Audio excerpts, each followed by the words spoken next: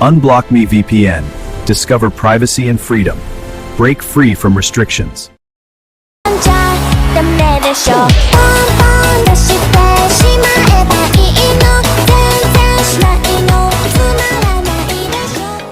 Joanna Columbine had reached her limit. Her relationship with her family, after years of strain, had finally broken. They were through with her.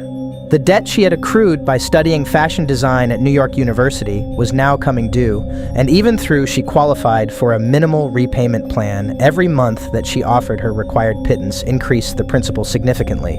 She was, like most of her generation, underemployed. She lived in East Flatbush with 3 roommates and struggled to keep her head above water by working a series of odd jobs. 2 nights a week she tended bar, which provided the bulk of her income. She also put in unpaid shifts as a fabricator, working for a prominent but not yet profitable designer of women's fashions. She modeled occasionally and had booked 2 television commercials and a photo shoot for a magazine advertisement selling teletherapy. She was also attached to an event company which provided bartenders, waiters, and logistical support for the various parties, openings, premieres, and galas which were held nightly in the well-to-do quarters of the city. Her life had become a storm of furious and unproductive activity. She had no room to breathe. Joanna Columbine was not well. Something in her was broken. Her thoughts did not move along rational pathways. They had jumped their rails. She was given to explosive and instantaneous changes of mood. When asked what she was thinking, she would answer in poetic images. She claimed that when she climbed to the roof of her building to watch the sunset, she could see something behind the redness of the horizon. It was a hand, lifting up one corner of the sky like a theater curtain, revealing a great and lidless eye which lurked behind all things. Because Joanna Columbine was obscenely beautiful, these indications of insanity were not registered as causes for concern. She had numerous friends and admirers, but not one of them saw past the veneer of her perfectly proportioned face and immaculate makeup. She was an object of desire, and it was desire, therefore, that defined her personal relationships. In aggregate, this meant that she was exceedingly lonely, even when making love. Her opportunity arrived through pure serendipity. As always, the Met Gala was scheduled to be held on the first Monday of May. That year, however, the event company to which Joanna Columbine was attached as a temporary worker won a contract to help put it on. The gala, which annually raises amounts of 8 figures for the benefit of the Metropolitan Museum of Art, would boast the attendance of the absolutely cream of American society: film stars, musicians, billionaires, businessmen, magazine publishers, and politicians. Her coming proximity to the ruling class gave Joanna Columbine a wonderful idea. This idea was not, in spite of its later interpretations, political. It built within her a compulsion. As spring gave way to summer and the Brooklyn nights became interminable, even with the fan on, Joanna Columbine began to feel that she was being directed by something beyond herself. The clouds of her confused frustration parted, replaced by an ice-cold clarity. She knew what she would do, and knew that it would be perfect, but did not know why. Nor did she think it was her place to know. Some great spirit was working through Joanna Columbine. It might have been God for all she knew. Joanna Columbine was clever as well as beautiful. She procured the pistol and its ammunition while on a camping trip upstate, claiming to a male acquaintance who lived in the Catskills that she was becoming afraid of walking in the city at night. The man, desperate to impress her for reasons of his own, was pathetically eager to offer her the weapon and teach her how to use it.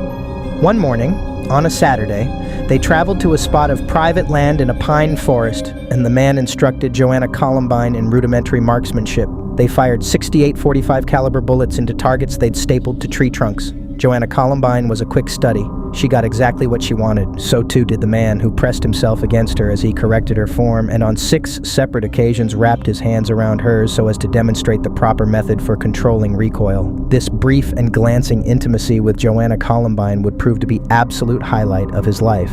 Using internet tutorials, she learned to assemble and disassemble the weapon very quickly, practicing at night with the door of her room closed. This allowed her, as the date of the gala approached, to sneak portions of the pistol into the various packages of equipment which were taken into the museum by her event company. She secreted her ammunition in the guts of a fondue fountain. Although she was undoubtedly insane, the immensity of the task before her forced Joanna Columbine to approach her life methodically. Her mood swings disappeared. In fact, as her preparations grew more intense, her feelings disappeared completely.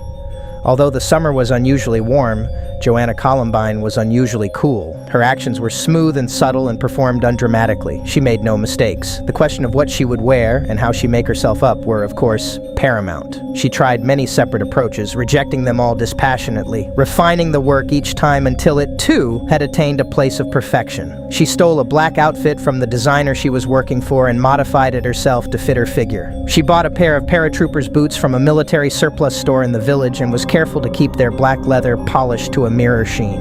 Her hair proved the most difficult element. In the end, she had it cut into a bob, evoking Zelda Fitzgerald and, in its resemblance to a medieval helmet, Joan of Arc. At last, the day of the gala arrived. Joanna Columbine did her job, arriving at the Metropolitan Museum at 6 in the morning to perform the last-minute tasks required by her company. It was, like any event, chaotic.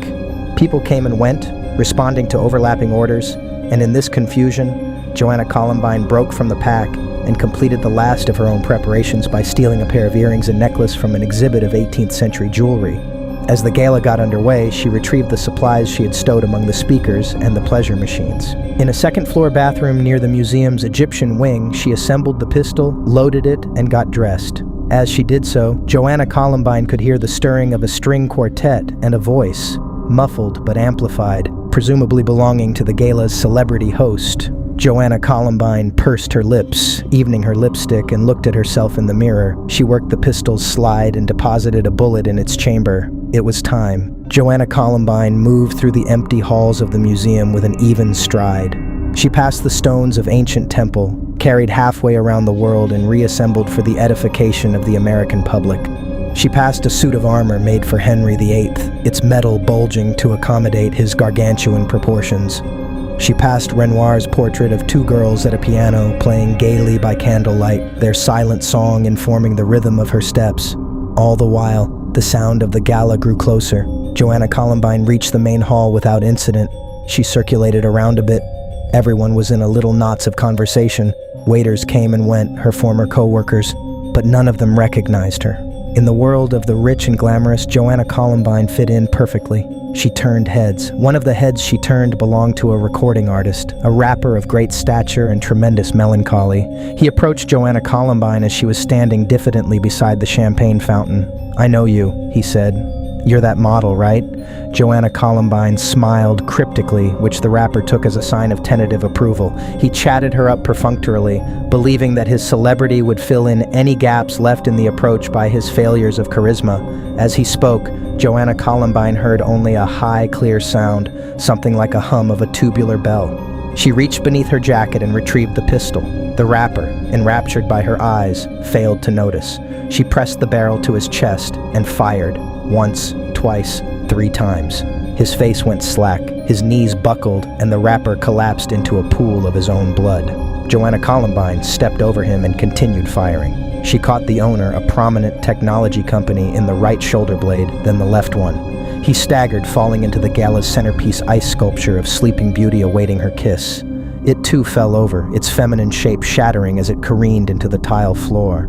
A 2-term senator was caught in the throat. She sank to her knees, clutching at her new-formed second mouth as it leaked and croaked sadly. A prominent banker was shot through his left eyeball. His head exploded, and so on. Joanna Columbine fired all the bullets in her magazine into the crowd, reloaded, and then repeated the process. Her expectation had been that sometime during the second magazine, the security men would open fire and kill her. This, however, did not occur. The crowd, security included, simply stared. The strings went silent, the voices hushed. They were, all of them, transfixed. These proselytizers of glamour and ruthless purpose had, after lifetimes of sham, at last come into the presence of the real thing.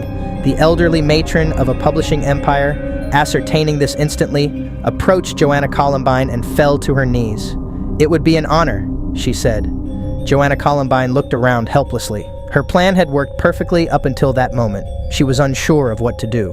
Her gun was empty. A security man approached, sheepishly.